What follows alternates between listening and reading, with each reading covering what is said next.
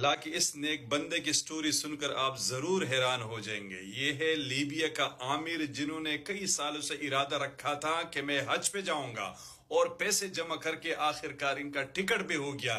لیکن آگے ہوا کیا، لازمی دیکھیے، 2 منٹ دیجیے ان کو۔ عامر جیسے ہی حج کے لیے ایئرپورٹ پہنچا تو پاسپورٹ میں مسئلے کی وجہ سے ان کو جہاز میں بٹھانے سے منع کر دیا، اور تمام مسافروں کا نام لے لے کر سیٹوں پہ بٹھا دیے گئے، اور جہاز نے حج کی طرف اڑان بھر لیے۔ لیکن عامر مایوس نہیں ہوا، ویٹنگ روم میں انتظار کرتا رہا اور خدا کے کرشمے کا انتظار کرتا رہا۔ ایئرپورٹ پہ عامر کو لوگ سمجھاتے رہے کہ جہاز اڑ چکا ہے، آپ کا نام نہیں آیا، اگلے سال کے لیے اللہ سے دعا کرے، محنت کرے، اگلے سال آپ جائیں گے۔ لیکن عامر ایک ہی بات کہتا رہا، میں ضرور جاؤں گا، انشاءاللہ میں ضرور جاؤں گا۔ ادھر رب کو کچھ اور منظور تھا۔ جیسے ہی طیارہ ہوا میں بلند ہوا، اچانک اس میں فنی خرابی آ گئی اور کچھ ہی دیر بعد اسی ایئرپورٹ پہ لینڈ کر گیا۔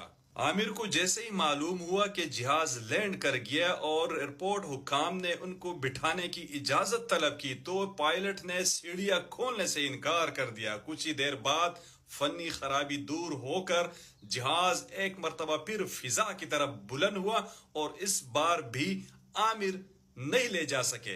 لیکن یہ مرد مومن نہ مایوس ہوا، نہ گھر واپس چلا۔ حکام نے دوبارہ ان کو سمجھانے کی کوشش کی کہ اب ساری امیدیں ختم ہو گئی، اب آپ گھر چلے جائے۔ لیکن اس بار ان کا جواب لبریز تھا، کہا کہ ان الطیارۃ لن تذهب بدونی وانها ستعود، یہ جہاز میرے بغیر نہیں جائے گا، یہ پھر لوٹے گا۔